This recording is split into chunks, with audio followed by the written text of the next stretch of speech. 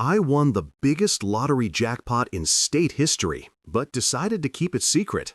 I called my rich wife and family pretending to be desperate for money just to see who would help. My wife's parents hung up on me instantly.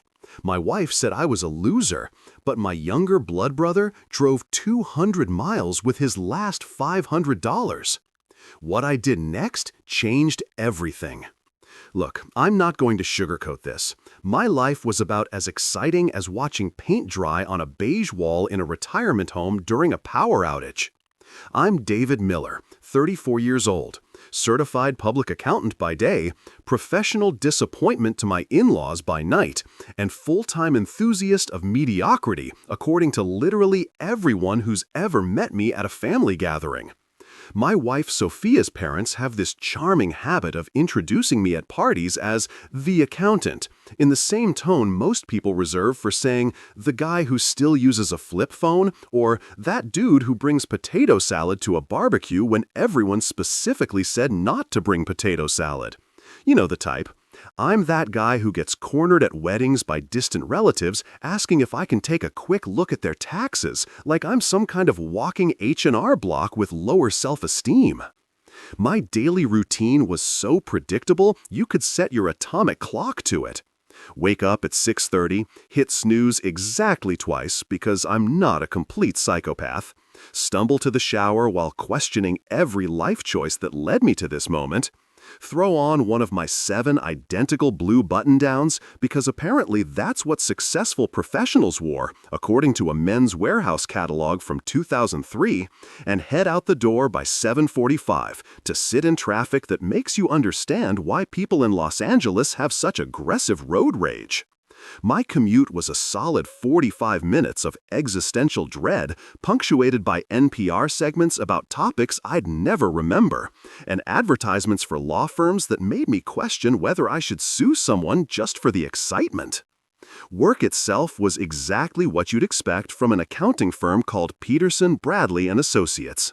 A soulless corporate hellscape decorated in various shades of gray that probably had focus groups debating whether depressing slate or corporate despair was the better paint choice. My cubicle was positioned perfectly so I could watch the clock without my supervisor noticing, which honestly felt like my greatest professional achievement. I spent 8 hours a day staring at spreadsheets that would make most people's eyes bleed, calculating depreciation schedules for companies that sold things nobody actually needed, and attending meetings that absolutely could have been emails. Actually, they should have been text messages. Q3 projections look good, doesn't require a 45-minute PowerPoint presentation, Derek, but thanks for wasting everyone's Tuesday morning. Lunch was always the same sad ritual at the gas station 3 blocks from my office.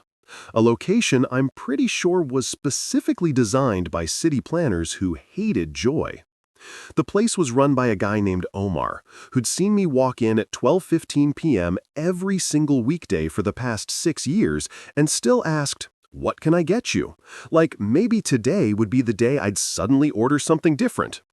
The usual, I'd say, which was code for the least expired sandwich in the cooler, a bag of chips that were probably manufactured during the Obama administration, and a coffee that tasted like someone's broken dreams filtered through a gym sock.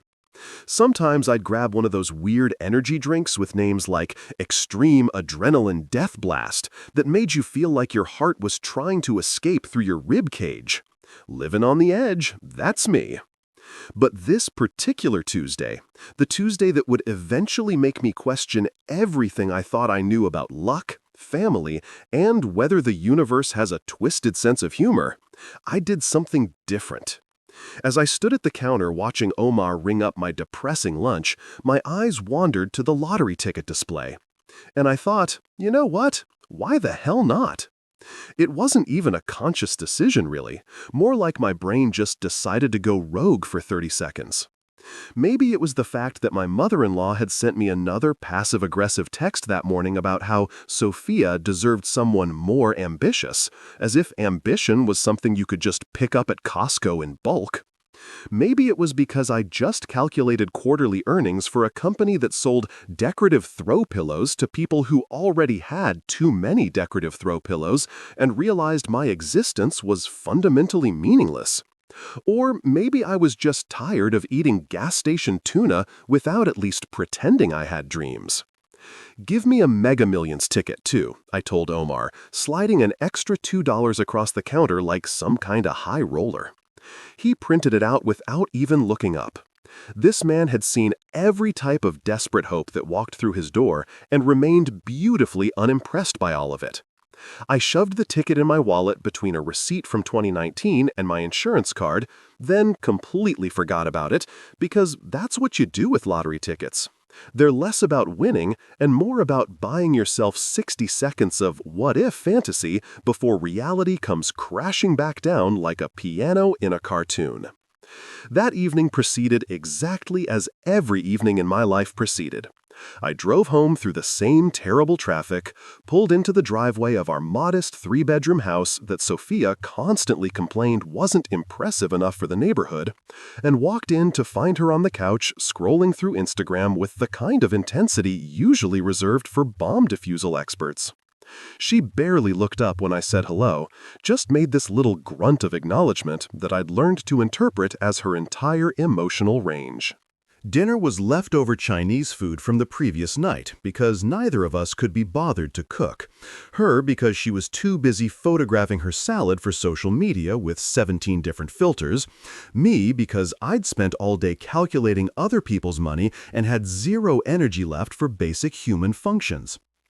Around 9 p.m., after watching Sophia take 47 photos of herself in different angles for what she called content creation, she had 847 Instagram followers, mostly bots and her high school friends who'd forgotten to unfollow, I remembered the lottery ticket. The drawing was happening right about then, and I figured I might as well check the numbers for that brief moment of, well, it was worth a shot, before throwing it away and returning to my regular scheduled programming of existential emptiness. I pulled up the winning numbers on my phone while Sophia narrated her entire skincare routine to her phone camera like she was hosting a TED Talk on mediocrity. First number matched. Okay, neat. Second number matched. Huh, interesting. Third number, wait, that matched too. By the fourth number, my hands started shaking slightly, which I told myself was probably just the 3 cups of terrible gas station coffee finally catching up with my cardiovascular system. Fifth number matched. My vision started doing this weird tunnel thing that happens in movies right before someone faints or discovers they have superpowers. And then the sixth number, the final number, matched perfectly. I sat there staring at my phone screen, then at the crumpled lottery ticket, then back at my phone, then at the ticket again, doing this weird mental loop that my brain couldn't quite process. Every single number matched, all 6 of them.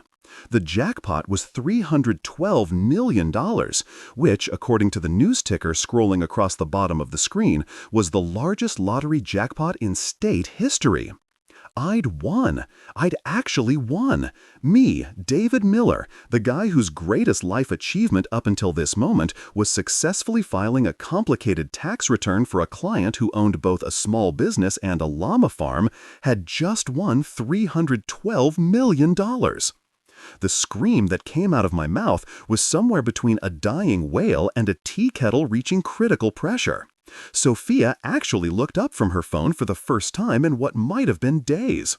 "What's wrong with you?" she asked, with the kind of concern you'd show for a stranger having a mild coughing fit on a bus. I couldn't form words. I just held up the ticket and pointed at my phone like some kind of malfunctioning robot. She squinted at both, clearly not understanding, then went back to her phone. "Cool," she said, which was exactly the kind of response that summarized our entire relationship. For about 5 glorious minutes, I felt like I'd transcended normal human existence. I was floating somewhere above my boring accountant life, looking down at all the spreadsheets and gas station sandwiches and passive-aggressive in-law comments, thinking, I'm free. I imagined quitting my job in spectacular fashion, maybe renting a billboard outside the office that said, "David has left the building, losers." I thought about buying a house so big Sophia's parents would have to use GPS to find the bathroom. I fantasized about walking into that gas station and buying every single energy drink Omar had ever stocked just because I could. But then, like a bucket of ice water mixed with reality and a dash of crushing awareness, it hit me. Sophia would turn this into a family project faster than you could say financial advisor. Her parents, Mr. and Mrs. Kensington, who'd built a moderately successful commercial real estate business through what I suspected was equal parts luck and refusing to retire, would suddenly become financial experts who needed to help us manage this responsibly. Sophia would immediately start planning the Instagram reveal, probably hiring a photographer for a photo shoot where she'd pose with fake money and captions about blessed life and manifestation, despite having spent the last 6 years manifesting nothing except complaints about our furniture not being upscale enough. I could already see it playing out.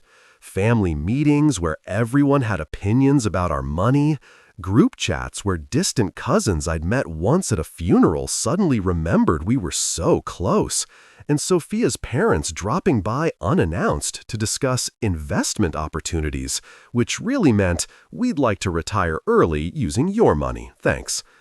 The Kensingtons had this special talent for making everything about them while simultaneously making you feel guilty for existing. They'd probably suggest we buy them a vacation home in Florida as an investment property and act like they were doing us a favor by accepting. So instead of celebrating like a normal person who just won generational wealth, I sat there on my beige couch in my mediocre living room and whispered to myself, "Congratulations, David. You just became everyone's favorite ATM machine." The irony wasn't lost on me that winning $312 million somehow felt like I just signed up for a different kind of prison, one with better furniture and worse relatives. I looked over at Sophia, who was now filming herself doing some kind of face massage technique she'd learned from an influencer with a questionable understanding of anatomy, and realized she had no idea that everything had just changed. And honestly, I kinda wanted to keep it that way, at least for now. At least until I figured out what the hell to do with this ticket that was simultaneously the best and most terrifying thing that had ever happened to me. I carefully folded the lottery ticket, slipped it back into my wallet, and decided that maybe, just maybe, I'd keep this little secret to myself for a bit. After all, I'd spent 34 years being boring, predictable David. What was a few more days of pretending while I figured out how to not become a cautionary tale on some documentary called Lottery Winners Who Lost Everything Because Their Family Sucked? Yeah, I thought, taking a deep breath and feeling my heart rate finally start to return to something resembling normal. This was going to be interesting.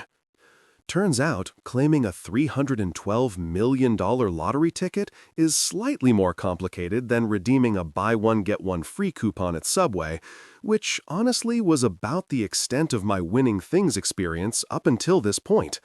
I spent 3 days researching what actual smart people do when they suddenly acquire enough money to buy a small island or fund a moderately ambitious space program. And let me tell you, the internet is full of horror stories that would make Stephen King say, "Damn, that's dark." There were tales of lottery winners who went bankrupt faster than I could calculate their compound interest rate. Families torn apart over money disputes that started with, "Can I borrow?" and ended with restraining orders. And enough murders to fill an entire true crime podcast series titled Easy Money, Easy Murders, apparently. So I did what any paranoid accountant with trust issues and a healthy fear of becoming a statistic would do. I hired the most expensive lawyer in the state, a guy named Robert Chen, who charged $800 an hour and wore suits that probably cost more than my car. Robert had this way of speaking that made you feel simultaneously reassured and terrified, like a therapist who also happened to be a mob boss. "David," he said during our first meeting in his office that had a view of the city so good it probably added an extra $200 to his hourly rate, "you're about to have a target on your back bigger than a Costco billboard. We need to make you invisible." I appreciated that he didn't sugarcoat it or try to sell me some fantasy about how money would solve all my problems. Robert understood that money didn't solve problems. It just gave you better quality problems. Together, we set up something called a blind trust with a name so boring and generic it made my actual accounting job seem exciting. Hartwell Financial Holdings, LLC. It sounded like a company that managed retirement funds for dentists, which was exactly the point. The trust would claim the ticket, handle all the publicity, and keep my name completely out of the media circus that inevitably follows lottery winners like seagulls following French fries at the beach. Robert explained that this was perfectly legal in our state, thank God, because some states force you to do a press conference where you hold one of those giant novelty checks and smile while basically painting a target on yourself for every scam artist, long-lost relative, and opportunistic psychopath within a 100-mile radius. The claiming process itself was weirdly anticlimactic, like opening a birthday present you already knew you were getting.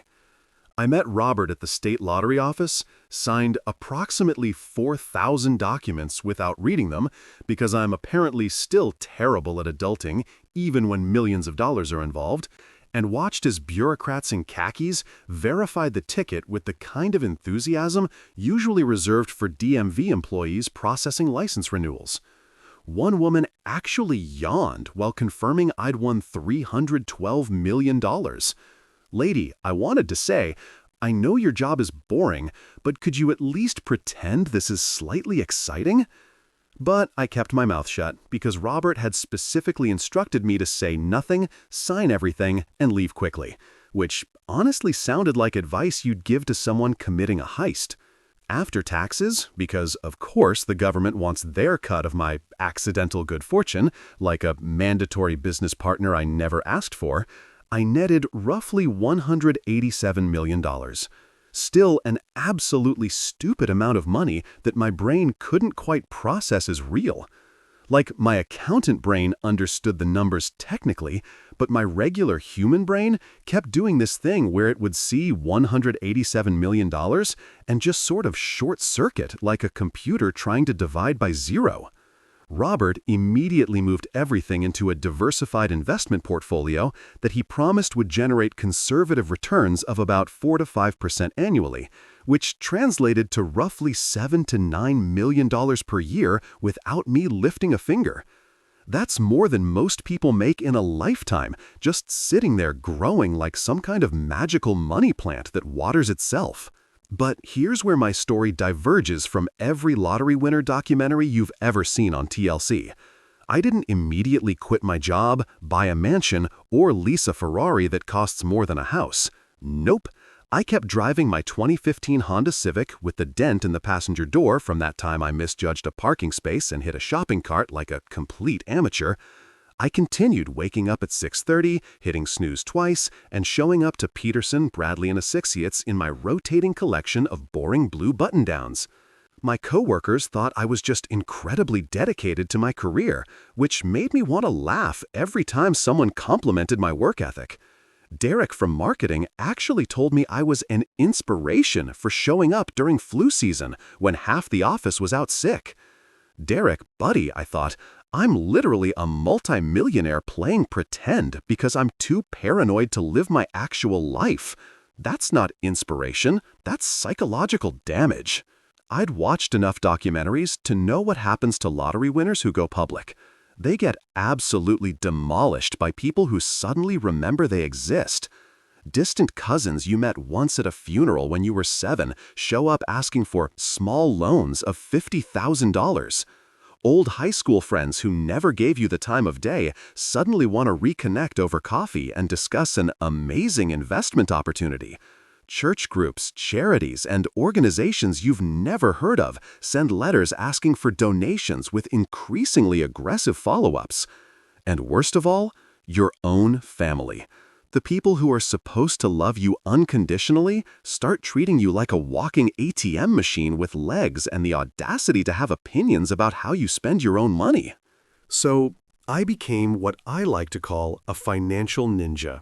Quietly wealthy, publicly boring, and completely invisible to everyone who might want a piece of my newfound fortune. I still bought my sad gas station sandwiches from Omar, who continued to ask, "What can I get you?" with the same complete lack of interest in my answer. I still sat in traffic for 45 minutes each way, listening to NPR segments I'd immediately forget.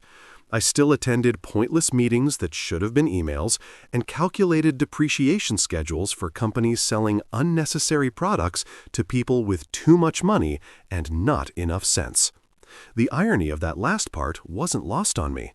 I was now one of those people with too much money, except I had enough sense to hide it like a squirrel hoarding nuts for a nuclear winter. The hardest part was maintaining the facade at home with Sophia, who had absolutely no idea that her unambitious husband was sitting on enough wealth to buy her parents' entire commercial real estate business twice over and still have money left for a private island. She continued her nightly routine of photographing herself from 47 different angles, complaining about our furniture not being upscale enough, and dropping hints about how her friend Jessica's husband just made partner at his law firm, while I was still just an accountant. Every time she said something like that, I had to physically bite my tongue to keep from saying, "Yeah, well, Jessica's husband probably can't buy their entire law firm in cash, can't he?" But I stayed quiet, nodded along, and let her believe whatever she wanted to believe about our financial situation. Her parents, the illustrious Mr. and Mrs. Kensington, continued their tradition of introducing me at social gatherings as the accountant, with that special tone that implied they'd hoped Sophia would marry someone more impressive, like a doctor or a senator or literally anyone else. At their annual 4th of July barbecue, Mrs. Kensington actually patted my shoulder and said, "Well, at least accounting is stable, dear," in the same voice you'd use to console someone whose dog just died. I smiled, thanked her for the reassurance, and internally calculated exactly how much it would cost to buy the empty lot next to their office building and turn it into something incredibly annoying, like a 24-hour karaoke bar or a facility that exclusively hosts children's birthday parties, just for fun, just to imagine. My daily fantasy became increasingly specific and slightly unhinged. I'd imagine walking into their precious office building, wearing a hoodie and jeans, dropping a briefcase full of cash on their imported Italian marble desk, and saying, "I'd like to buy this building, please. Also, you're fired." Then I'd convert the entire place into something beautifully petty. Maybe a free community center for struggling families, or a nonprofit that helped people escape debt, or just a really nice public library where homeless people could hang out without being hassled. Something that would make the Kensingtons clutch their pearls while simultaneously being so altruistic they couldn't even complain about it without looking like complete monsters. But I didn't do any of that. Not yet, anyway. Instead, I continued my double life. Secret millionaire by net worth, completely average sad sack by appearance. I got my hair cut at the same Supercuts where a rotating cast of stylists butchered my hair for $40 including tip. I bought my clothes from department stores having sales that were probably never not having sales. I drove my dented Honda and ate my questionable gas station sandwiches and attended my meetings and smiled politely when my in-laws reminded me that I wasn't quite good enough for their daughter. Because here's what I'd figured out after 3 weeks of being secretly wealthy. Having money was the easy part. Figuring out who actually gave a damn about you before they knew you had money, that was the real challenge. I'd spent 34 years being invisible, unremarkable David who blended into beige walls and drove past people without being noticed. Now, I had the resources to change everything. But I also had something more valuable.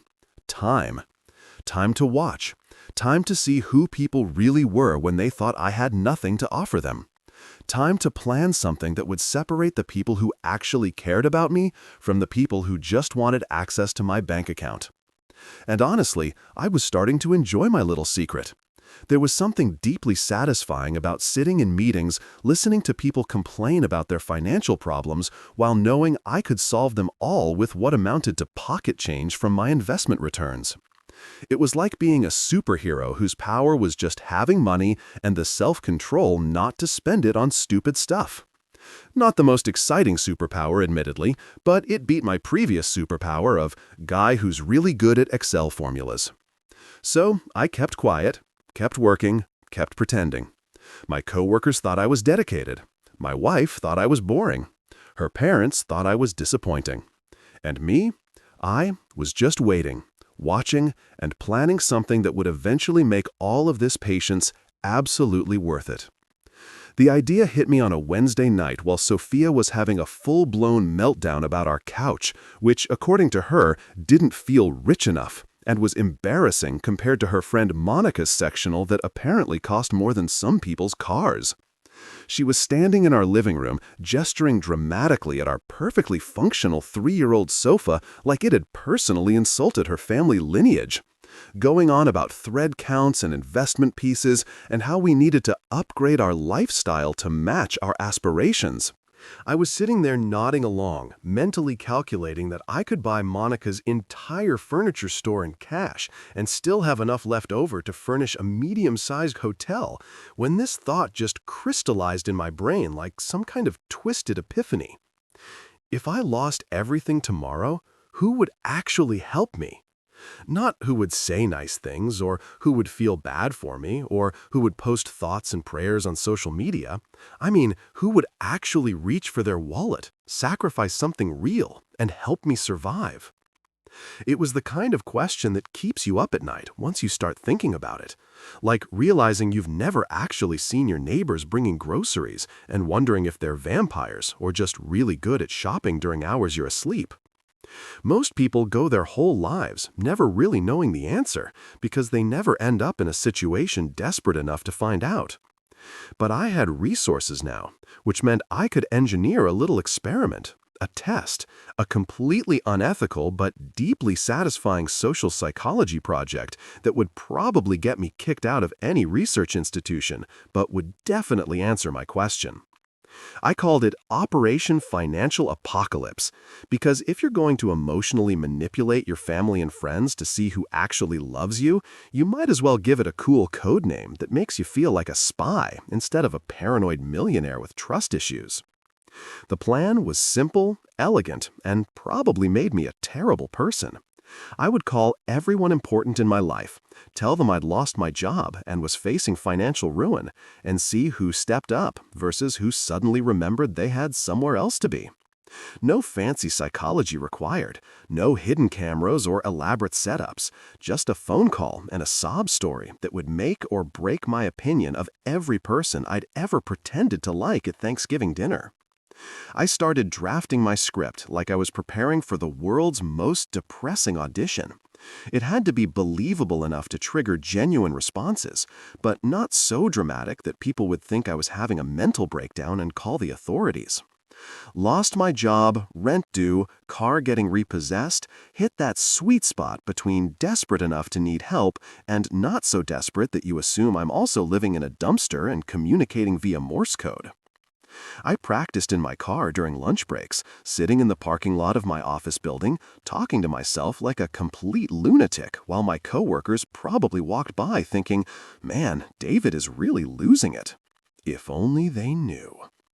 First on my list, Mr. and Mrs. Kensington, Sophia's parents, the people who'd spent the last 6 years reminding me in increasingly creative ways that I wasn't quite the son-in-law they'd envisioned when Sophia brought me home from college.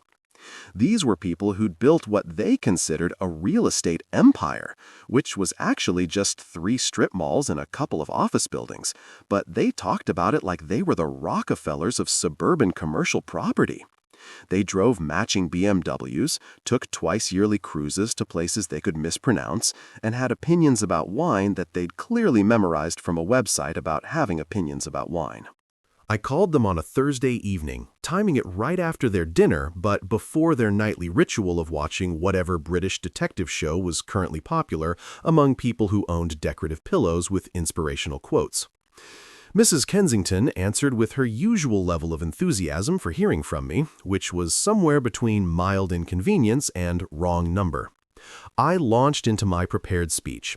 I'd been laid off 3 weeks ago, hadn't told anyone because I was embarrassed, the severance was gone, rent was due in 5 days, and my car was about to get repossessed.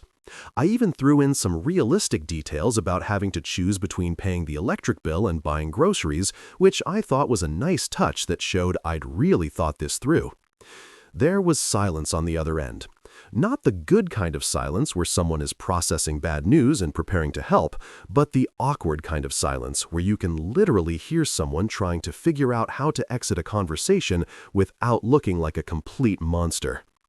Finally, Mrs. Kensington made this sound that was somewhere between a gasp and a sigh, like she just watched someone drop ice cream on a sidewalk.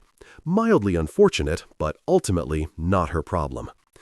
"Oh dear," she said in that pitch-perfect tone of fake sympathy that wealthy people use when they encounter poverty they don't want to think about too hard. That's really unfortunate, David. Have you tried applying to other positions? I hear McDonald's is always hiring." I blinked. Did she really just suggest I apply to McDonald's? Don't get me wrong, nothing against fast food workers. I'd probably last about 6 hours before having a breakdown over someone yelling at me about pickles. But the sheer condescension of that response was almost impressive in its complete lack of self-awareness. I pressed on, making my voice crack slightly for dramatic effect. "I was actually hoping maybe you and Mr. Kensington could help with rent, just until I find something. I'm about to be evicted, and I don't know what else to do." Another silence, this one even more uncomfortable than the first. I could practically hear her clutching her pearls through the phone. "Well, David," she said slowly, using the same voice kindergarten teachers use to explain why we don't eat glue, "we'd love to help, but you understand we have our own expenses. The business has been slow lately, and we're actually quite stretched thin ourselves." This was a lie so obvious it was almost insulting. I'd literally seen her Facebook post from yesterday about booking a 2-week Mediterranean cruise to celebrate their anniversary. Stretched thin, my ass. She was about as stretched thin as a billionaire complaining about the price of caviar. "I'm sure you and Sophia will figure something out," she continued, warming up to her escape plan. "You're both smart young people. This is probably just a little character-building experience." Character-building experience. She just called my fake financial ruin a character-building experience, like I was some kind of protagonist in a feel-good movie about overcoming adversity through the power of positive thinking and maybe a training montage. I opened my mouth to respond, maybe push back a little, but then I heard the click. She'd hung up. Mrs. Kensington, the woman who'd spent the last 6 years pretending to care about her daughter's marriage while simultaneously undermining it at every possible opportunity, had literally hung up on me faster than a telemarketer who'd just been told to get lost. I sat there staring at my phone, not even angry really, just impressed by the sheer efficiency of her abandonment. That took skill. I called Mr. Kensington's cell next, figuring maybe the husband would have a different response than the wife, male solidarity or whatever. He answered on the 4th ring, sounding slightly out of breath, probably from walking upstairs or doing some other minimal physical activity that people who pay for gym memberships they never use would consider exercise. I gave him the same story, adding a few extra details about how scared I was and how I didn't know what we were going to do. His response was somehow even worse than his wife's. "Son," he said, using that term the way people use buddy when they're about to tell you something you absolutely don't want to hear, "sometimes life knocks you down. That's when you find out what you're really made of." I waited for him to follow that up with an offer to help, maybe even a small loan, something that would indicate he gave even a microscopic damn about his daughter's husband facing homelessness. Instead, he launched into a story about how he'd once been fired from a car dealership back in 1987 and had to work as a janitor for 3 months until he got back on his feet, and how that experience had made him the man he was today. Cool story, I wanted to say. Super inspiring. Now, are you going to help me, or are you just going to use my crisis as an opportunity to relive your glory days of pushing a mop? But before I could say anything, he wrapped up his motivational speech with, "I'm sure you'll land on your feet, David. You always do." Then he hung up too. 2 calls, 2 hang-ups, 0 offers of help. The Kensingtons had failed my test so spectacularly that I almost felt bad for giving them the opportunity to prove they were exactly as terrible as I'd always suspected. Actually, no, I didn't feel bad at all. I felt weirdly validated, like spending years thinking your in-laws are self-centered jerks and then having it scientifically confirmed through controlled experimentation. I grabbed my notebook where I'd been keeping track of responses and wrote, "Kensington family. Generosity score, 0. Actually, negative points for the McDonald suggestion and the unsolicited motivational speeches. Would not recommend." I sat back on my couch, the same couch Sophia had been complaining about hours earlier, and realized something kind of beautiful. I just saved myself years of pretending to respect people who'd literally hung up on me during a crisis.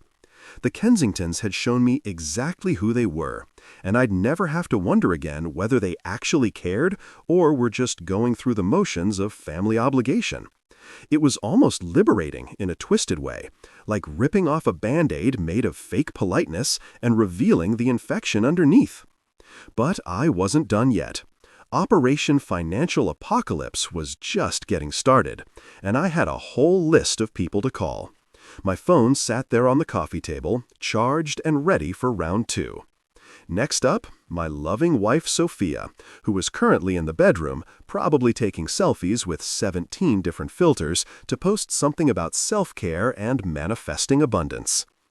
This was going to be interesting. Actually, scratch that. This was going to be absolutely brutal. And some part of me that was probably morally questionable was actually looking forward to it. I gave myself exactly 10 minutes to mentally prepare for what I was about to do, which in hindsight was probably 9 minutes longer than I actually needed. Because, let's be real, there's no amount of preparation that gets you ready to potentially watch your marriage implode over a fake financial crisis you engineered specifically to test whether your wife actually loves you or just tolerates your existence. This was either going to be the moment where Sophia proved she was my ride-or-die partner who'd stand by me through anything, or it was going to be the moment I confirmed what a tiny pessimistic voice in my head had been whispering for the last 3 years, that I was essentially a placeholder husband, good enough for Instagram couple photos, but not quite good enough for actual partnership. When things got real, Sophia was still in the bedroom, and I could hear her talking to her phone in that artificially cheerful voice influencers use when they're explaining their morning routines to an audience of bots and people hate-watching. So after I apply my hyaluronic acid serum, and you guys, this one is amazing, I'll link it below, I like to just take a moment to practice gratitude. I stood outside the door listening to her practice gratitude for her skincare products and wondered if I'd appear anywhere on that gratitude list if things went south. Probably somewhere between grateful for coffee and grateful for fast shipping, if I was lucky. I knocked softly, which felt weirdly formal, considering we'd been married for 6 years, and I'd literally seen her with food poisoning that one time we went to that sketchy seafood buffet. But something about this moment demanded ceremony. She looked up from her ring light setup with mild annoyance, like I'd just interrupted her filming the moon landing or discovering a cure for something important, rather than talking about face cream to 17 actual humans and 830 bot accounts. "I need to talk to you about something serious," I said, and even I could hear how ominous that sounded, like we need to talk, but with extra dread sprinkled on top. She sighed and paused her recording, which I realized was probably the biggest sacrifice she'd made for our relationship in at least 6 months. "What is it, David? I'm literally in the middle of filming content. This serum sponsor has been waiting for 3 weeks." Content. She called it content, like she was producing award-winning documentaries instead of 20-minute videos about moisturizer that 12 people would watch while bored on the toilet. But I bit my tongue because I was about to test whether 6 years of marriage meant anything when the money stopped, and I didn't want to sabotage my own experiment with petty arguments about her social media career that generated approximately $47 per month. I sat down on the edge of our bed, the bed we'd bought from IKEA and assembled while having a fight about whether I'd grabbed the right Allen wrench, a fight that had somehow encapsulated our entire relationship dynamic in one frustrating afternoon. "I lost my job 3 weeks ago," I said, keeping my voice steady and watching her face carefully for any reaction. "I've been trying to find something new, but it's not going well. We're behind on rent, the car payment is due, and I don't know how we're going to make it through the month. I need help." Sophia stared at me for what felt like an eternity, but was probably only about 5 seconds. Then, and I swear I'm not making this up for dramatic effect, she laughed. Not a nervous laugh or an uncomfortable "surely you're joking" laugh, but a genuine full laugh, like I just told her a pretty good joke that deserved a solid chuckle. "Wait, you're serious?" she said, her smile fading when she realized I wasn't joining in. "You actually lost your job? Like, for real?" I nodded, committing to the bit, even though every fiber of my being wanted to say, "Surprise, just kidding, I'm actually a millionaire and this was all a test. You're currently failing." She set her phone down. Another monumental sacrifice that I would have appreciated more if she wasn't using it to process whether her husband becoming unemployed was going to affect her ability to buy things she didn't need. "How did this happen? Were you not performing well? Did you do something wrong?" Her first questions weren't, "Are you okay?" or "How can I help?" but rather, "Was this your fault?"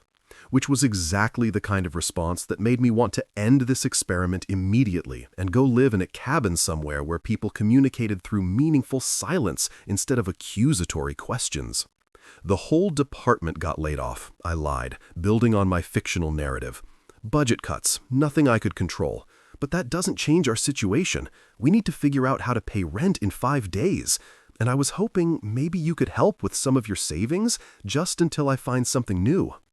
I knew for a fact she had at least $8,000 in her personal savings account because I'd seen the statement 3 months ago when she left it on the counter. It wasn't a fortune, but it was enough to cover rent and some bills if she actually gave a damn about keeping us housed.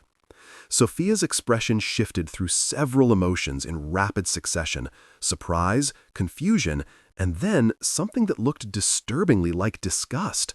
The same face you'd make if you discovered your takeout container had been in the fridge for way too long and was now hosting a science experiment. "David, I can't just give you my savings. That's my money. I've been saving that for emergencies." I wanted to point out that your husband potentially becoming homeless definitely qualified as an emergency, but she wasn't done. "Besides, maybe this is good. Maybe you need this wake-up call." Wake-up call?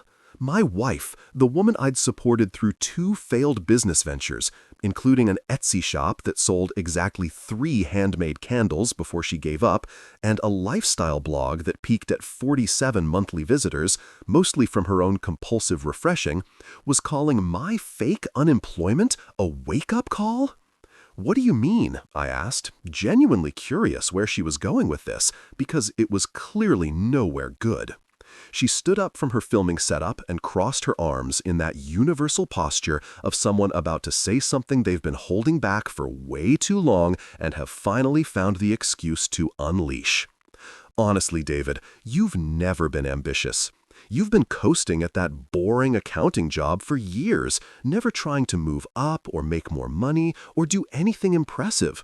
My friends' husbands are making 6 figures, buying investment properties, getting promoted to senior positions, and you're just there, doing the same thing every day, being mediocre. Each word hit like a slap. And the worst part was she was saying it with this casual cruelty, like she was commenting on the weather or reviewing a restaurant that gave her the wrong order. This wasn't heat-of-the-moment anger. This was rehearsed disappointment that she'd apparently been cultivating for God knows how long.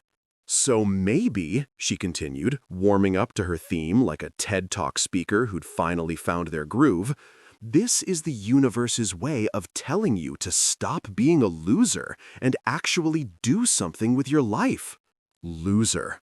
My wife of 6 years, the woman who'd promised to love me in sickness and health, for richer or poorer, though apparently that last part had some serious asterisks attached, just called me a loser.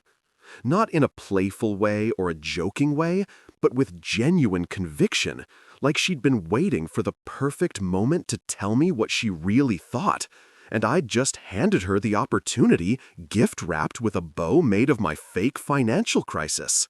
I sat there processing the fact that the woman sharing my bed apparently viewed me as some kind of disappointing participation trophy she'd settled for when her better options didn't work out. Part of me wanted to laugh at the absurdity of it all. Here I was sitting on $187 million, being called a loser by someone who'd spent the morning filming herself applying face cream and calling it a career. But another part of me, the part that had apparently been holding on to hope that our marriage meant something real, felt like I'd just been punched in the gut by someone I'd trusted not to punch me in the gut. "So you're not going to help?" I said, making it a statement rather than a question, because the answer was painfully obvious at this point. She shrugged. Actually shrugged, like I'd asked her to pick a restaurant and she didn't have a preference. "David, I can't help you. You need to help yourself. Maybe get a job at like Target or something while you figure things out. I hear they have benefits." Target? Her solution to her husband's financial crisis was Target? Which at least was a step up from her mother's McDonald suggestion, but was still delivered with the same level of condescension that suggested she'd never actually worked retail and had no idea what she was talking about. "This is who you really are, isn't it?" I said quietly, more to myself than to her. "When things get hard, when I actually need you, this is who shows up." She rolled her eyes, actually rolled her eyes like a teenager being asked to clean her room. "Don't be dramatic, David. Life is hard sometimes. You're an adult. Act like one." Then she picked up her phone, unmuted her ring light, and went right back to filming her skincare routine like we hadn't just had a conversation that essentially ended our marriage. I stood up, my legs feeling weirdly shaky, like I'd just run a marathon or witnessed something traumatic, which I guess, in a way, I had. "Good talk," I said, with a calmness that surprised even me. She didn't respond, too focused on explaining to her audience of bots why under-eye cream was a game changer. I walked out of the bedroom, closed the door softly behind me, and made my way to the kitchen where I poured myself a glass of water, because apparently billionaires stay hydrated even when their marriages implode during social experiments gone exactly as terribly as expected. I pulled out my notebook and wrote, "Sophia, generosity score 0, actually called me a loser, suggested Target as career solution, marriage status, technically still happening, but emotionally deceased. Do not resuscitate." My hand was shaking slightly as I wrote. Not from anger, really, but from this weird combination of vindication and devastation. I'd been right about her, which meant I'd spent 6 years married to someone who fundamentally didn't respect me, which meant I'd wasted 6 years of my life on someone who viewed me as a disappointing investment that hadn't appreciated in value. But here's the thing about rock bottom. Even fake rock bottom, engineered for experimental purposes, it clarifies things. Sophia had just shown me exactly who she was when the chips were down, and it turned out she was someone who'd rather protect her $8,000 in savings than help her husband avoid homelessness. She was someone who'd viewed marriage as a performance for Instagram rather than a partnership for actual life. She was someone who'd been secretly thinking I was a loser probably since the day we met, just waiting for the right moment to say it out loud. I looked at my phone, at the list of people I still needed to call. My parents were next, and then my brother Alex.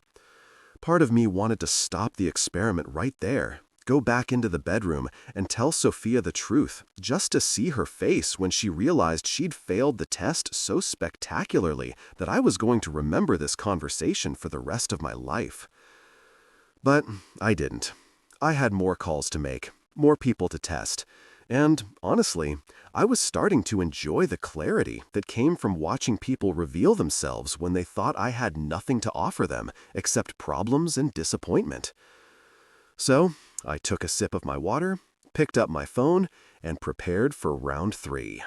After the absolute emotional demolition derby that was my conversation with Sophia, I needed a minute to collect myself before calling my parents, which is a sentence that perfectly summarizes the state of my family relationships.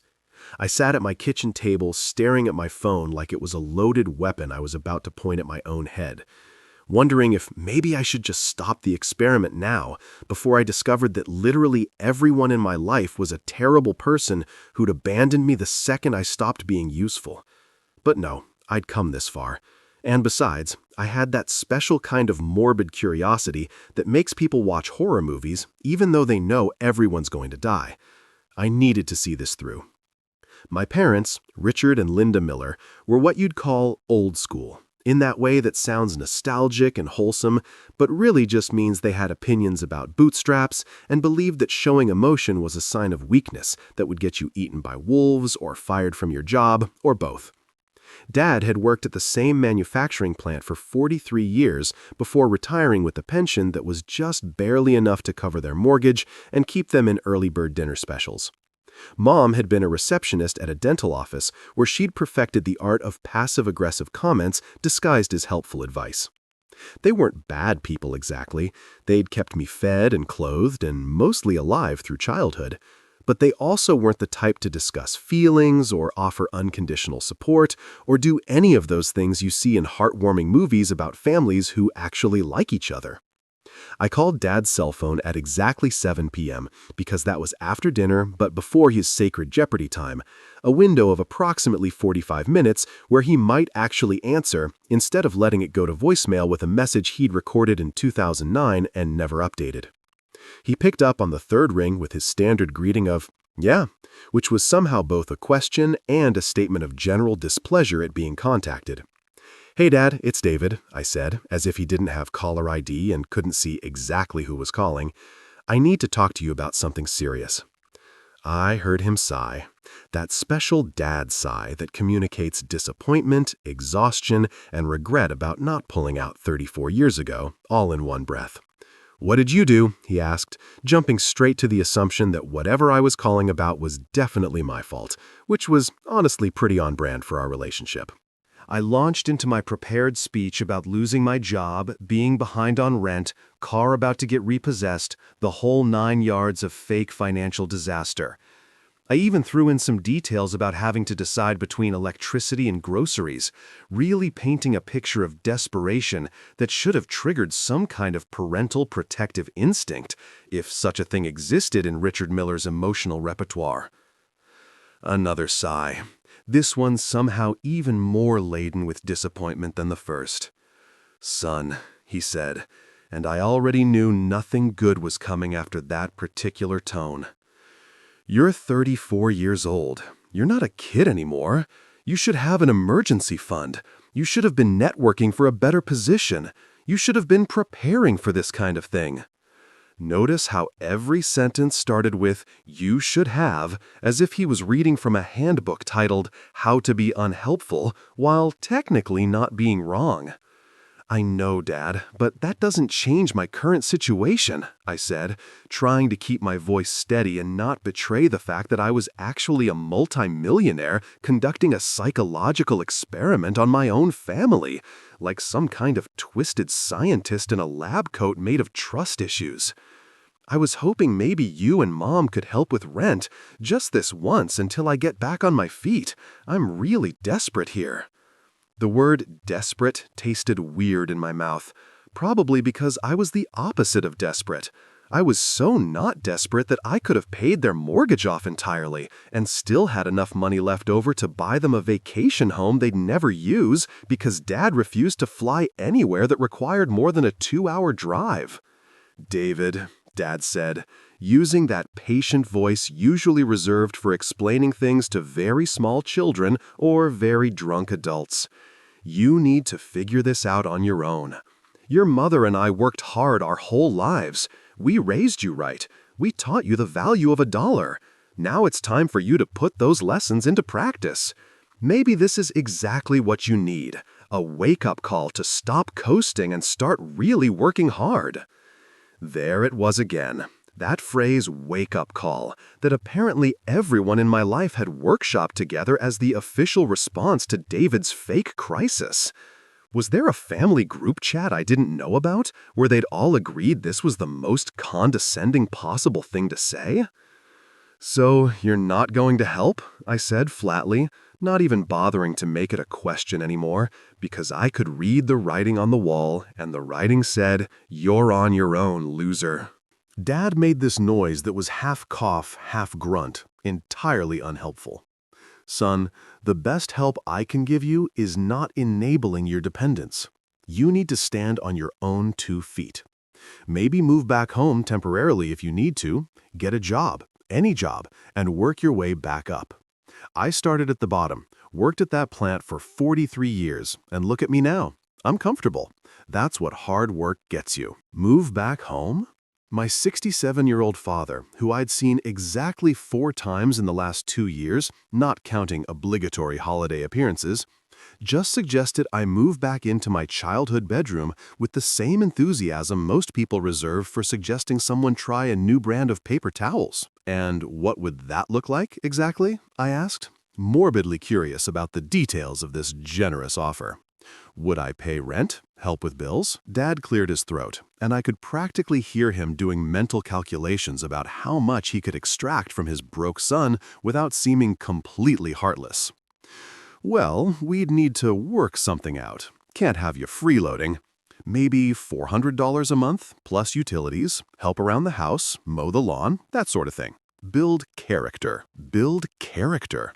I was 34 years old, had been financially independent for 12 years, and my father wanted to charge me rent plus manual labor to live in a house he'd paid off 15 years ago, while I built character like I was a teenager who'd just gotten caught shoplifting. Before I could respond to this absolutely spectacular display of parental generosity, I heard Mom's voice in the background. "Is that David? Let me talk to him." There was some shuffling, and then my mother's voice came through the speaker with that particular tone she used when she was about to say something she thought was helpful, but was actually just incredibly tone-deaf. "David, honey, your father told me about your situation. This is very concerning." Finally, I thought, someone who might actually show some empathy. How naive I was, thinking that would last more than 3 seconds. "You know what you should do?" she continued, not waiting for me to respond because this was clearly a prepared speech she'd been rehearsing while eavesdropping on my conversation with Dad.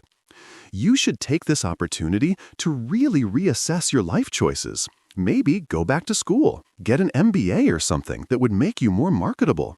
Oh, and if you do move back home, don't forget to bring your own laundry detergent. We're on a fixed income, and that stuff isn't cheap." I blinked, processing the fact that my mother's primary concern about my impending homelessness was whether I'd remember to bring my own tide. Not, "Are you okay?" or "How can we help?" or literally any expression of maternal concern, but rather a preemptive strike about laundry supplies. "Mom, I can't afford to go back to school right now. I can barely afford to eat. I called because I need help, like actual immediate help, not career advice or life coaching. Well, David, she said with that particular flavor of passive aggression she perfected over 63 years of being married to a man who thought feelings were for people who didn't work hard enough. If you'd been more responsible with your money, you wouldn't be in this position. Maybe cut back on eating out so much. Cancel those subscription services young people waste money on. Learn to budget properly. Your father and I have been living on a fixed income for 5 years, and we manage just fine. The irony of my mother, who'd once spent $300 on decorative garden gnomes she saw on a home shopping network at 2 a.m., lecturing me about budgeting was almost beautiful in its complete lack of self-awareness. I appreciate the advice, I said, using every ounce of self-control I possessed not to tell them I could buy their entire neighborhood in cash and still have money left over to commission a statue of myself holding a giant middle finger. But I was really hoping for actual financial help, not tips from a Dave Ramsey podcast. Dad got back on the phone, and I could tell from his tone that this conversation was about to be over whether I liked it or not. David, I've given you my answer. Figure it out. That's what adults do. Call us when you get back on your feet, and maybe we can all have dinner or something. Then he hung up, just like the Kensingtons had, because apparently hanging up on family members during crisis was just the standard operating procedure for everyone I was related to. I sat there staring at my phone, adding to my notebook. Parents, generosity score, maybe 2 out of 100, and that's being charitable. Offered to let me move back home for $400 per month plus manual labor and the privilege of buying my own laundry detergent. Provided exactly 0 emotional support and maximum amount of unsolicited advice about bootstraps. Would rather see me mow their lawn than actually help. Do not recommend as parents. 0 stars. 3 calls down, and the pattern was becoming painfully clear. Everyone in my life viewed my success or failure as a reflection of my personal character rather than circumstances, and none of them were willing to sacrifice anything meaningful to help me. The Kensingtons had hung up faster than you could say Mediterranean cruise. Sophia had called me a loser and suggested Target. My parents had offered to rent me my childhood bedroom and told me to bring my own tide. The bar was so low at this point that it was basically underground. And yet, somehow, everyone kept limboing under it with room to spare. But I had one more call to make. And honestly, this was the one I was most nervous about, because if Alex failed this test, then I'd have to accept that I was completely alone in the world, except for a bank account that couldn't hug me or tell me everything would be okay.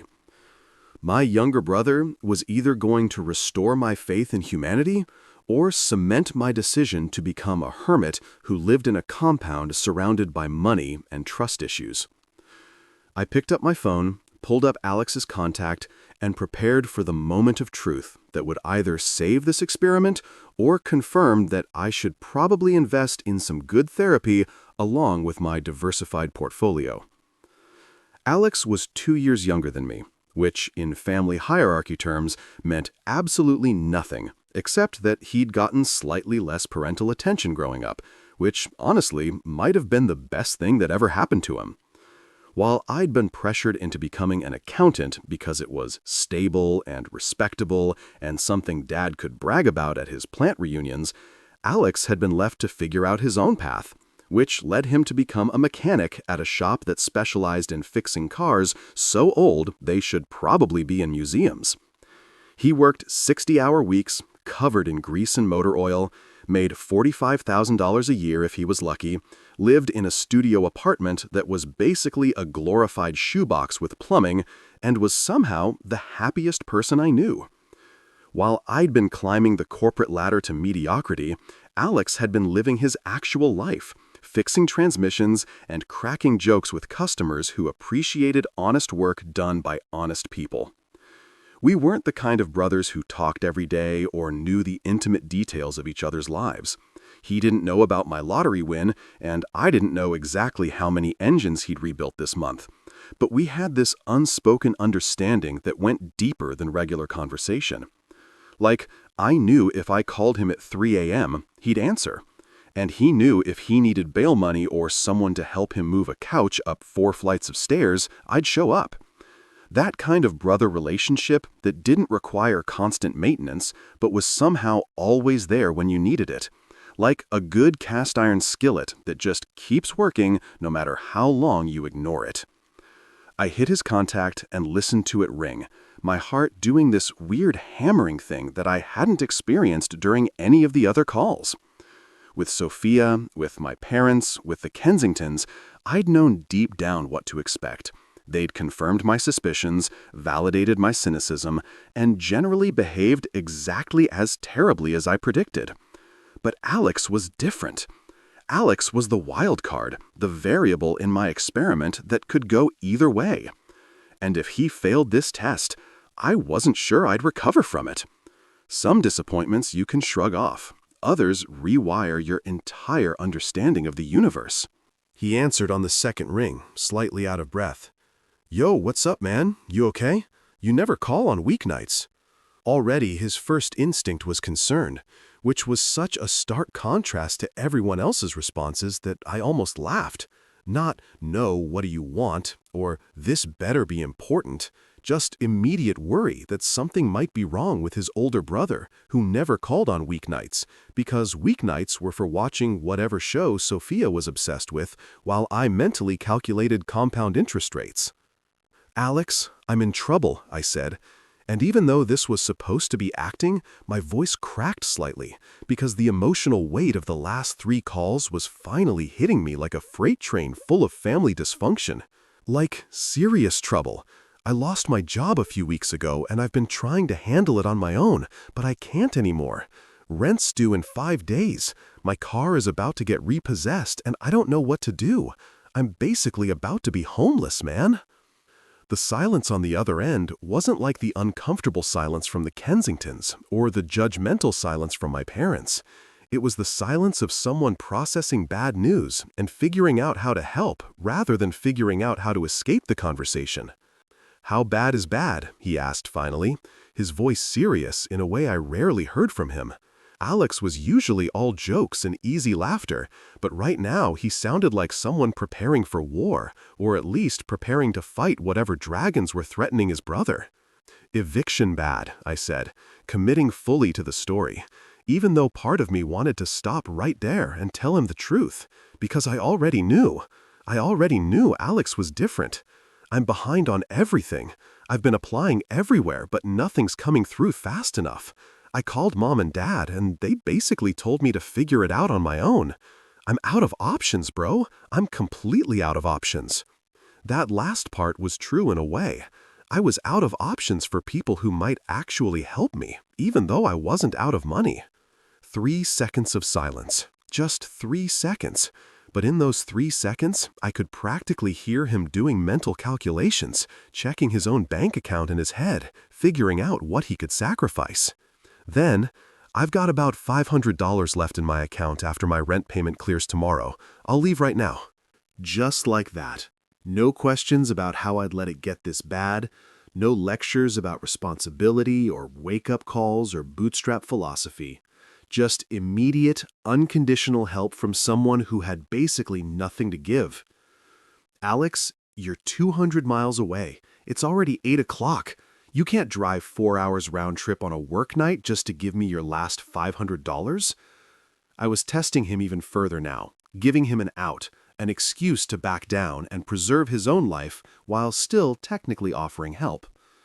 But Alex being Alex didn't take the out. He never took the out. Man, I can call in sick tomorrow. Tony owes me like 17 favors anyway. You're my brother. You think I'm gonna let you sleep in your car? Hell no. I'm leaving in 10 minutes, soon as I grab some gas station coffee for the drive. Something in my chest cracked open, and I realized with startling clarity that I was going to cry, which was not part of the plan for this experiment. I was supposed to be the detached scientist observing human behavior, not the emotional mess getting destroyed by the first genuine display of selflessness I'd witnessed in 6 years of marriage and 34 years of family dynamics. "You'd really do that?" I asked, my voice embarrassingly shaky. "Drive 4 hours and give me your last $500? Money you probably need for your own bills?" "David," he said, and I could hear him moving around his apartment, probably grabbing his keys and wallet. "When you broke your arm in 8th grade and needed someone to write your English essay so you wouldn't fail, who did that? When I got arrested for that stupid fight outside that bar when I was 22 and needed bail money at 2 a.m., who showed up? We're brothers, man. That's what brothers do. Money comes and goes, but family, real family, not the DNA kind, but the I'd take a bullet for you kind, that's forever."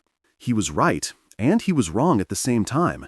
He was right that we'd always shown up for each other, but he was wrong about the family part.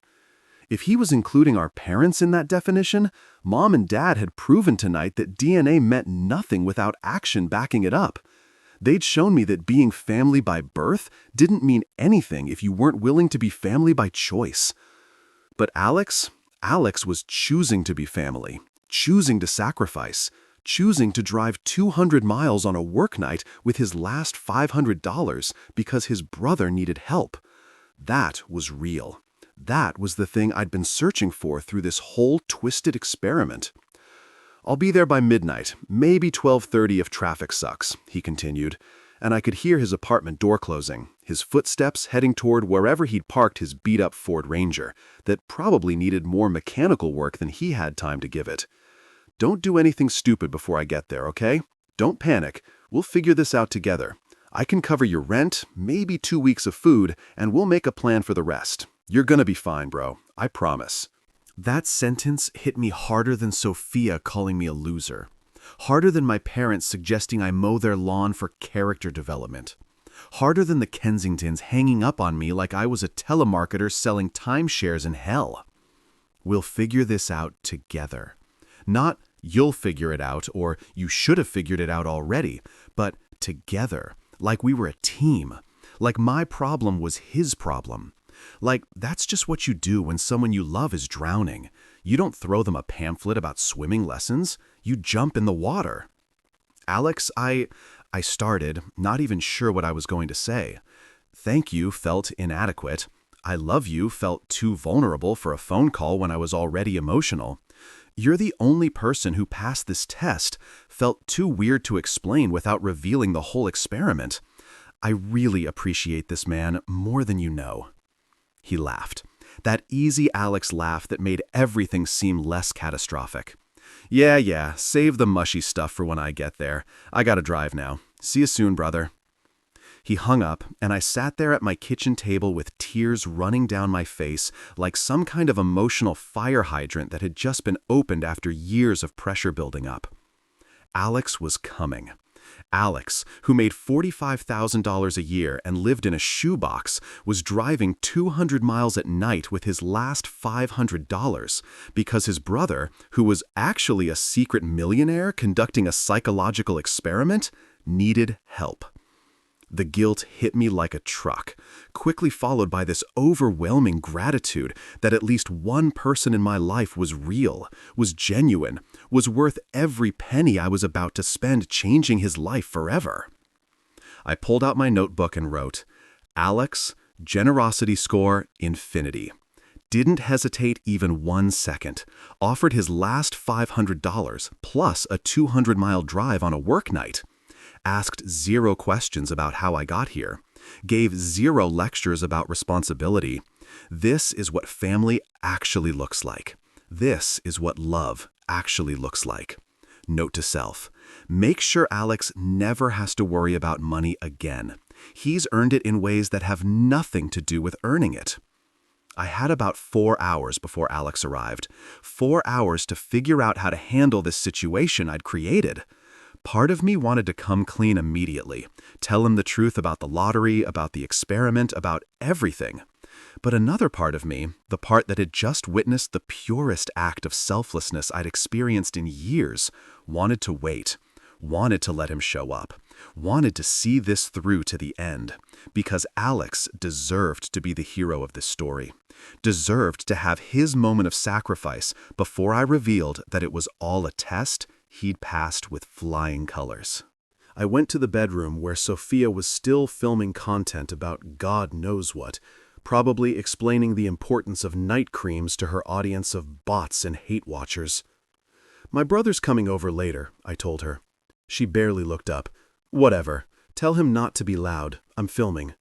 The contrast between her response and Alex's response was so stark it was almost funny. One person saw my crisis and thought, how does this affect my content schedule? While the other saw my crisis and thought, I'll be there in 4 hours with everything I have. I made coffee, the good stuff I'd been saving, because Alex would arrive wired on gas station caffeine and probably half asleep from the drive. I cleaned the apartment a little, not because it mattered, but because I needed something to do with my hands while my brain processed everything that had happened tonight. I'd set out to discover who would actually help me if I lost everything, and I'd gotten my answer in the most brutal, clarifying way possible. Everyone had failed except one person. One person had proven that love wasn't about words or blood relation or Instagram posts with couple hashtags. Love was about showing up at midnight with your last $500 and saying, "We'll figure this out together." And as I sat there waiting for my brother to arrive, I made a decision. Operation Financial Apocalypse was over. I had my answer. But Operation Change Alex's Life Forever was about to begin. And unlike the first operation, this one was going to make someone happy instead of exposing how terrible everyone else was. Sometimes the best revenge isn't proving people wrong, it's proving one person right. Alex showed up at exactly 12:47 a.m., looking like he'd just fought a war against highway traffic and won by sheer determination alone. His hair was doing that thing where it sticks up in weird directions from too much caffeine and not enough sleep.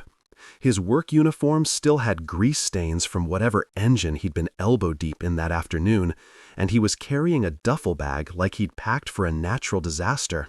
"All right," he said, walking through my door without any preamble or small talk. "I've got $500 cash, some ramen from my apartment, a sleeping bag in case you need to crash somewhere, and I called my buddy who manages an auto parts store. He said you can interview tomorrow if you need quick work." I just stood there staring at this absolute lunatic who'd driven 200 miles on a work night, brought his last $500, packed emergency supplies, and lined up a job interview. All because I'd made a phone call saying I was in trouble. He dropped the duffel bag on my couch, the same couch Sophia had been complaining about hours earlier, and looked at me with genuine concern. "You okay, man? You look like you've been crying. This is worse than I thought, isn't it?" And that's when I lost it. Just completely broke down, laughing and crying simultaneously, like my emotional circuits had gotten crossed and were now shooting sparks in random directions. "Alex," I managed between gasps that were half sobs and half hysterical laughter. "Sit down. I need to tell you something, and you're either going to hug me or punch me, and honestly, both reactions would be completely justified." He sat slowly, his face shifting from concern to confusion to something that looked like he was preparing for me to admit I joined a cult or developed a gambling addiction. "David, whatever it is, we'll handle it. That's what I'm here for. Just tell me." I pulled out my phone, opened my banking app, the one connected to the trust Robert had set up, and turned the screen toward him. "I didn't lose my job," I said quietly.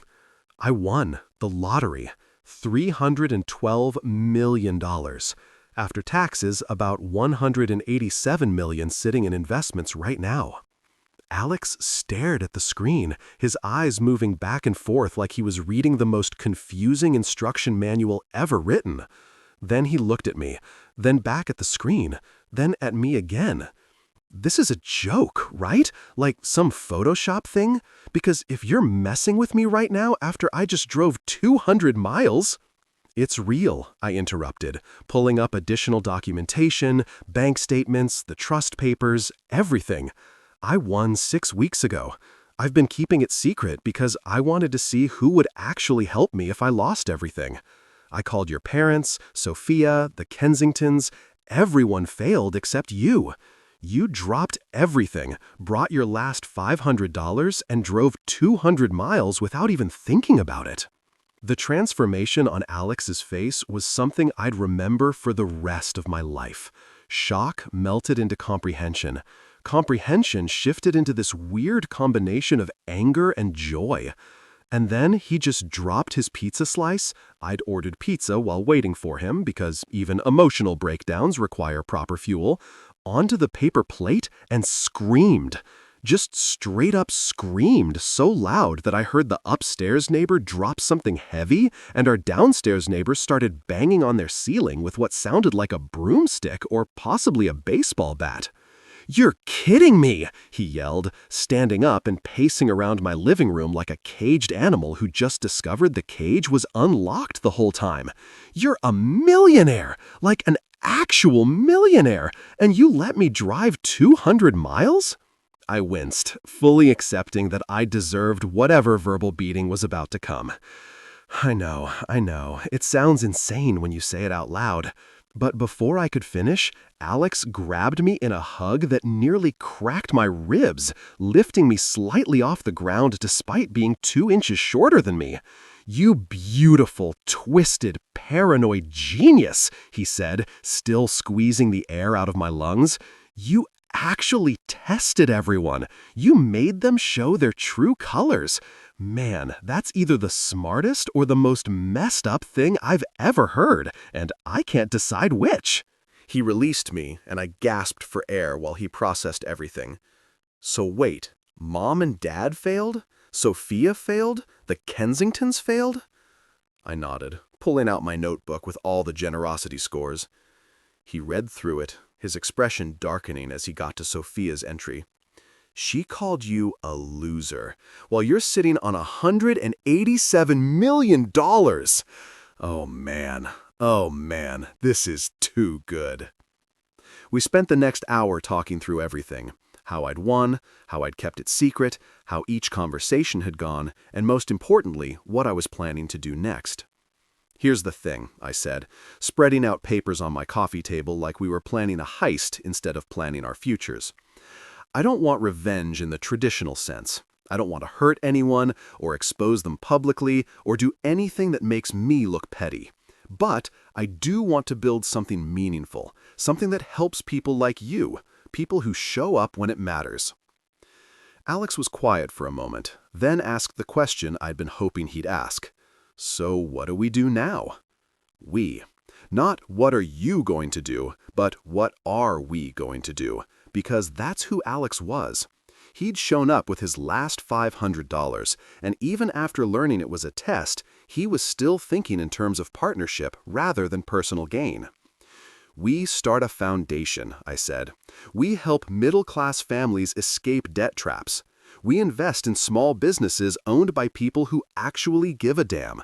We build something that matters, and we do it quietly, without flashy press releases or Instagram announcements or any of the attention-seeking garbage that would attract exactly the kind of people we're trying to avoid." "Wait," Alex said, holding up his hand. "You keep saying 'we' like you want me involved in this." I looked at him like he just asked if water was wet. "Alex, you drove 200 miles with your last $500.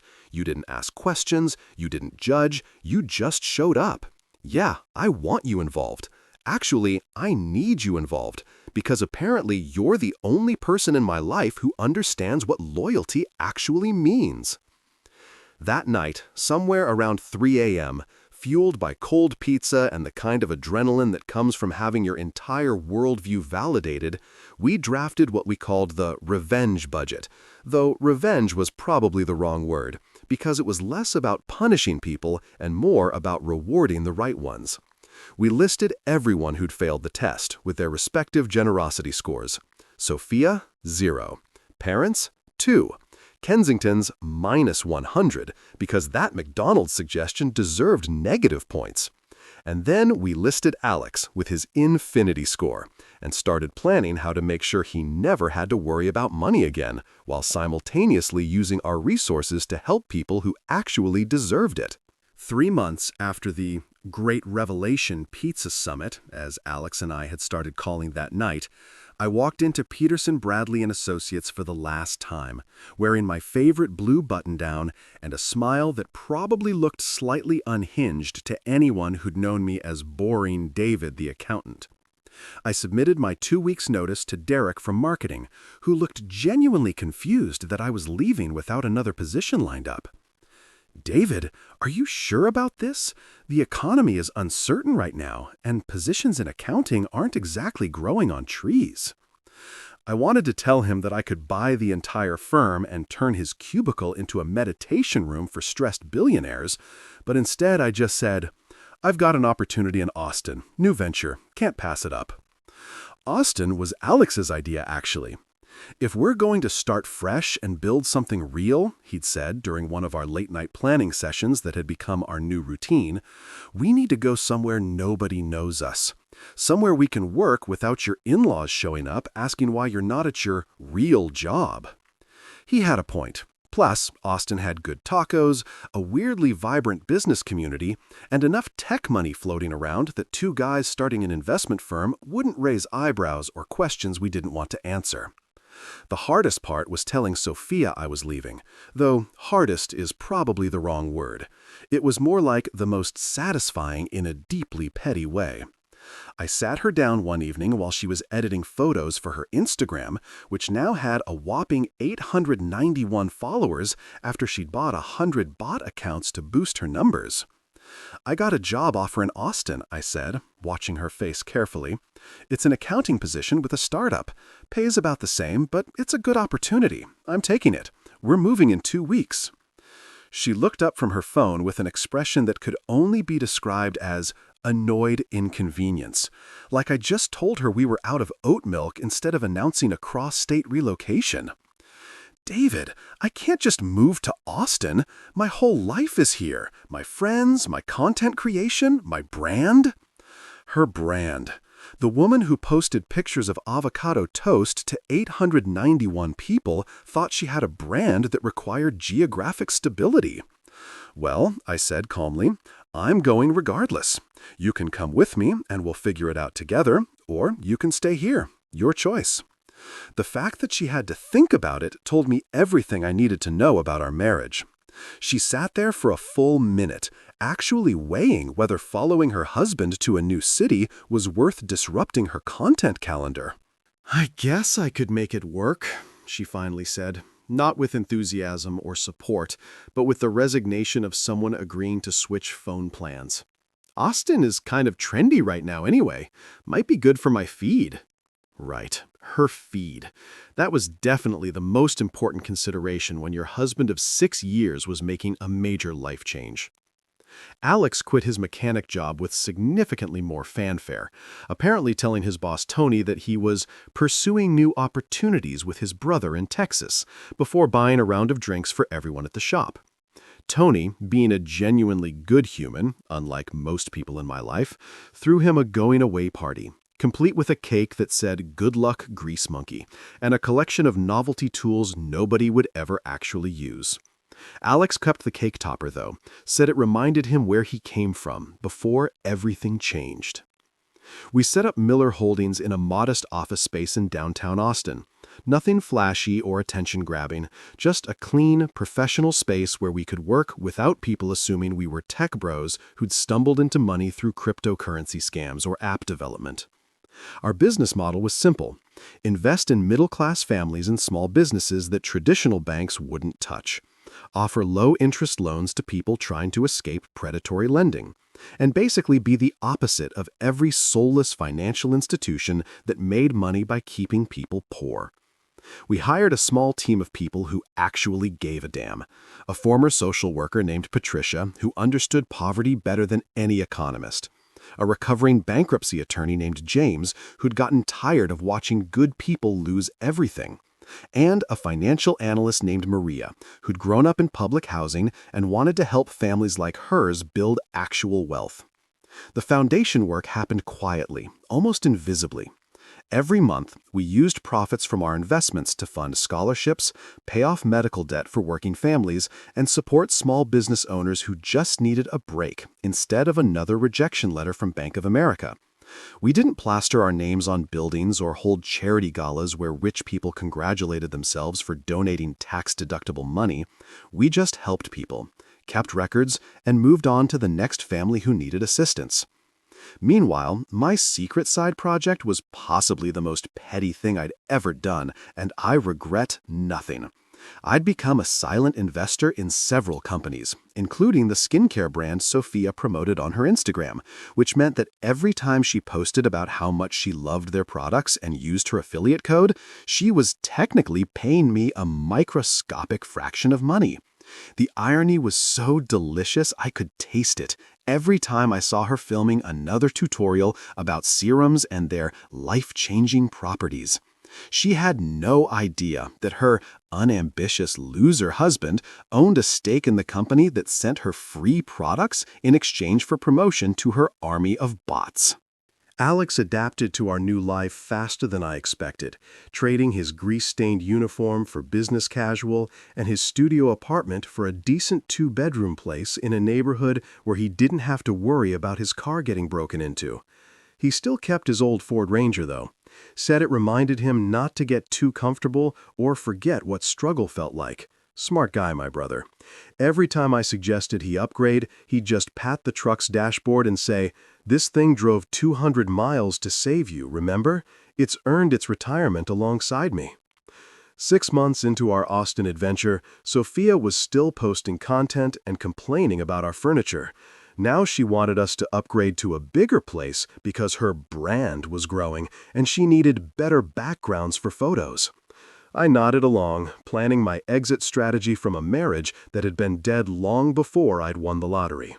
Some relationships you can save, others you just document carefully for divorce proceedings while building a new life they don't even know exists. A year and 3 months after we had relocated to Austin, right around the time I was finalizing divorce papers that Sophia still didn't know were coming because she was too busy planning her aesthetic rebrand, my phone rang with a number I'd deleted but somehow still recognized. Mrs. Kensington. The woman who'd hung up on me faster than a telemarketer during dinner time was calling me, which meant either someone had died or something had gone catastrophically wrong in Kensington land. Given my recent experiences with that family, I was betting on catastrophic. I answered on the 4th ring, playing it cool like I hadn't been staring at the screen, debating whether to let it go to voicemail. "Hello," I said, injecting just enough confusion into my voice to suggest I didn't immediately recognize the number. There was a pause. Then Mrs. Kensington's voice came through, sounding significantly less condescending than usual, which was my first clue that the universe had been busy redistributing karma while I'd been busy helping actual deserving people. "David, it's Diane Kensington." She added her last name like I might have forgotten who she was, which was adorable considering I'd spent 6 years being reminded at every family gathering that I wasn't good enough to share it. "I know we haven't spoken much since you moved to Austin, but I'm calling because, well, we're having some difficulties, and I thought perhaps you might have some advice. You're an accountant, after all." An accountant. The same profession she'd introduced with barely concealed disappointment for 6 years was suddenly relevant now that she needed something. "What kind of difficulties?" I asked, settling into my office chair and preparing for what I suspected would be a masterclass in schadenfreude. She sighed, one of those long, dramatic sighs that rich people use when they're about to explain how they've become slightly less rich and expect sympathy. "The business is struggling. Actually, it's worse than struggling. We're facing bankruptcy. Several of our major tenants didn't renew their leases. The strip malls are hemorrhaging money, and we've had to take out loans just to cover the mortgages. We're losing everything, David." I let that sit for a moment, processing the delicious irony that the people who'd suggested I apply to McDonald's when I was broke were now actually broke themselves. "That's unfortunate," I said, using the exact same tone Mrs. Kensington had used when I called asking for help. "Have you tried applying for other work? I hear commercial real estate isn't the only field out there." The silence on the other end told me she'd caught the callback to her own words, though whether she remembered saying them to me was unclear. "David, we need help. Real help. Not advice, but actual financial assistance. We're about to lose everything. The business, the house, everything we've built. And Sophia mentioned you're doing well in Austin. Something about a startup? We were hoping maybe you could loan us some money just to get us through this rough patch." The audacity was almost impressive. These people had hung up on me when I'd asked for help with rent, but now they wanted a loan to save their failing business. The universe really did have a sense of humor. Before I could respond, I heard a click, and Sophia's voice joined the call. "David, please, they're my parents. We have to help them." "We," she said, "we like we were still a team. Like she hadn't called me a loser and suggested Target as my career path. Like our marriage was anything more than a legal document I was about to shred through divorce proceedings." "They could lose everything," she continued, her voice taking on that whiny quality she used when she wanted something expensive. "Surely we can spare something to help family." Family. That word again, weaponized and deployed whenever people needed something, but conspicuously absent when I'd needed them. I thought about that night I'd called them, desperate and scared in my carefully crafted fiction, and how they'd hung up without a second thought. I thought about Mrs. Kensington's suggestion that I apply to McDonald's, about Mr. Kensington's lecture on character building, about how neither of them had offered even $1 of help when they thought I had nothing. "I appreciate you calling," I said slowly, choosing my words carefully because what I was about to do required precision. "But I'm not in a position to loan money to the business. My startup is doing okay, but we're not exactly swimming in extra cash." This was a lie so massive it probably registered on seismographs, but they didn't need to know that. "However," I continued, watching Alex walk past my office and give me a thumbs up because he'd been waiting for this moment almost as eagerly as I had, "I can point you toward a foundation that helps struggling families. They might be able to assist with debt management." I gave them the contact information from Miller Holdings' charitable arm, the same foundation that had been quietly helping middle-class families escape exactly the kind of financial ruin the Kensingtons were facing. They'd never know that the anonymous donor who would eventually review their case was me, that every cent of assistance they received would come from the fortune they'd dismissed when I'd needed them. "Thank you, David," Mrs. Kensington said, her voice thick with emotion that might have been genuine or might have been performed for my benefit. "We really appreciate this. You're being very kind, given everything." Given everything. That was one way to describe their complete abandonment of me during my fake crisis, I suppose. After we hung up, I sat there for a moment, processing the conversation. Alex knocked on my office door and peeked in, grinning like he'd just won a prize at the county fair. "So, did they ask for money?" I nodded, and his grin widened. "And you're going to help them through the foundation?"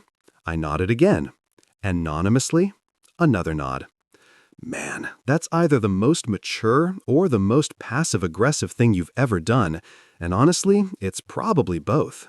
2 weeks later, after our foundation's team had reviewed the Kensington case, complete with financial records that showed years of poor decisions, over-leveraging, and the kind of fiscal irresponsibility that would make any accountant weep, we approved a debt consolidation package that would save their business and their house. Not because they deserved it, but because Sophia would have suffered too. And despite everything, I wasn't trying to destroy lives. I was just trying to prove a point about who people really are when you strip away the pretense. The foundation sent them a letter explaining that an anonymous donor had covered their debts as part of our mission to help families in crisis. No name, no credit, just a simple statement that someone had decided they were worth saving. When Sophia called to tell me about it, crying with relief and gratitude, I listened to her talk about miracles and blessings and how they'd learned such an important lesson about humility. "Maybe this is the universe's way of teaching us to be more generous," she said, apparently missing the irony that the universe's lesson was being funded by the husband she'd called a loser. "Maybe it is," I agreed, signing divorce papers while she talked. "Maybe it's life's way of teaching everyone about generosity." The papers would be filed next week, right after I moved my personal belongings to the house I'd bought under an LLC that Sophia knew nothing about. But for now, I let her believe in miracles and lessons in cosmic justice because the truth was so much better than any explanation I could provide. 2 years after the night Alex drove 200 miles with his last $500, we were sitting in our downtown office being interviewed by a local news station about Miller Holdings' success in helping over 300 families escape crushing debt. The reporter, an enthusiastic woman named Jessica who'd done her homework, kept asking about our motivation. "What inspired you to create a foundation specifically targeting middle-class families?" she asked, her cameraman adjusting angles to capture our modest office that looked nothing like the marble and mahogany nightmare most financial firms seem to require. Alex glanced at me with that knowing look that had become our secret language over the past 2 years. "We believe in showing up for people," he said simply. "Most financial institutions are there when you don't need them and gone when you do. We wanted to flip that script. Be there when it actually matters." The reporter loved that answer, scribbled notes furiously, and asked about our background. That's when things got interesting, because explaining how a former mechanic and an ex-accountant built a multi-million-dollar foundation without mentioning lottery winnings required some creative storytelling. "Smart investments and good timing," I said, which was technically true if you considered winning the lottery the ultimate good timing. "We saw opportunities others missed, took some calculated risks, and it paid off. Now we're using those resources to help people who just need a break, not a lecture about bootstraps." That last part earned a laugh from Jessica, and I knew the interview would play well because people were tired of success stories that involved trust funds and family money. They wanted to believe that regular people could make it, could build something meaningful, even if our particular origin story involved more luck than labor. After the interview wrapped and the news crew packed up their equipment, my phone buzzed with a text from Mom. "Saw you on the news. Didn't realize you were doing so well. Dad and I would love to have dinner when you're in town next." I showed Alex, who made a face like he just smelled expired milk. "Let me guess. Now that you're successful and on TV, suddenly they want family dinners." I nodded, typing a response that was polite but non-committal. Maybe sometime, with no actual plans attached. The universal language of people who'd rather eat glass than make concrete plans with family who'd failed the loyalty test. The truth was, I'd never told my parents about the lottery, about the experiment, about any of it. They still thought I was just an accountant who'd gotten lucky with a startup in Austin. I'd helped them once anonymously, paying off their mortgage through a complicated series of transactions that made it look like a bank error in their favor. They'd questioned it briefly, then accepted it the way people accept good fortune they don't want to examine too closely. That was enough. They didn't need to know their son was the mysterious benefactor. Didn't need to be part of my actual life. They'd made their choice. That night, they'd offered to rent me my childhood bedroom and told me to bring my own laundry detergent. Sophia, on the other hand, had taken the divorce about as well as expected, which is to say she'd been shocked, offended, and immediately started posting cryptic Instagram stories about toxic people and knowing your worth. She tried to claim she deserved half of everything in the divorce, but since she didn't know about the lottery money, and I'd been careful to keep Miller Holdings separate from marital assets, she'd walked away with exactly what she'd brought to the marriage: her 891 Instagram followers and a collection of skincare products from a company I partially owned. The irony still made me smile during boring conference calls. Last month, Alex and I had bought a house together. Not a romantic thing, just two brothers who decided that family was about choice rather than biology, about showing up rather than showing off. It had a garage where Alex could work on cars for fun, an office where I could manage investments, and enough space that we weren't constantly tripping over each other. His girlfriend, Maria, the financial analyst we'd hired, had basically moved in too, and the three of us had formed this weird little chosen family that worked better than any biological family I'd ever experienced. "Hey," Alex said, walking into my office with 2 beers, even though it was only 3 o'clock in the afternoon, because being your own boss meant making your own rules about appropriate drinking times. "I've been thinking about that night I drove to your place with the $500. I took the beer, knowing where this was going, because we'd had this conversation in various forms about 17 times over the past 2 years. "I still think you owe me that $500 plus interest," he continued, grinning. 2 years of compound interest on $500, that's gotta be like at least $550 by now. I laughed, pulled out my phone, and transferred $500,550 to his account. There, $500 original loan, plus $550 interest, plus an extra $500,000, because you're technically right, I do owe you more than I could ever repay. He checked his phone, saw the transfer, and for a moment looked like he might cry. "You're an idiot," he said, but his voice cracked slightly. "You know I was joking, right?" I shrugged. "Yeah, but you also drove 200 miles at midnight with your last $500 when everyone else hung up on me. That's worth more than $500,000, but it's a start." We sat there drinking our beers in comfortable silence. The kind of silence that only exists between people who've proven themselves to each other in ways that matter. Through the office window, I could see Austin going about its business. People hurrying to meetings, grabbing coffee, living their lives completely unaware that 2 brothers who'd started with nothing but loyalty and a lottery ticket were quietly helping hundreds of families build better futures. "You ever regret it?" Alex asked suddenly. "The experiment, testing everyone like that." I thought about it. Really thought about it. Did I regret discovering that my wife thought I was a loser? That my parents would charge me rent during a crisis? That my in-laws valued their cruise fund more than their son-in-law's survival? Not even a little, I said honestly.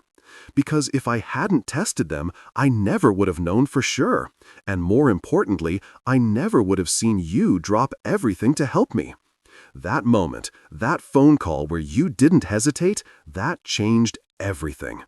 See, winning the lottery didn't change who I was fundamentally. The money was just money, numbers in an account that could buy things, but couldn't buy character or loyalty or the kind of love that drives 200 miles at midnight. But pretending to lose everything, that showed me exactly who people were when the masks came off, when the performance ended, when it was just raw human nature making decisions about whether to help or abandon.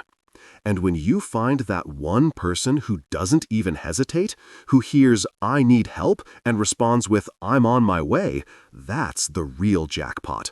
That's the thing worth more than $312 million or any amount of money anyone could win. Because money comes and goes, fortunes rise and fall. But the person who shows up with their last $500 when you need the most, that's family. That's everything. That's the only prize that actually matters. Alex raised his beer. To bad experiments that reveal good people. I clinked my bottle against his. To the only person who passed the test. We drank, and somewhere in the background my phone buzzed with another message from my mother asking about dinner plans I'd never make. I ignored it, because I was already having dinner with the only family that mattered. The family I'd chosen. The family that had chosen me back. The family that proved loyalty beats biology every single time.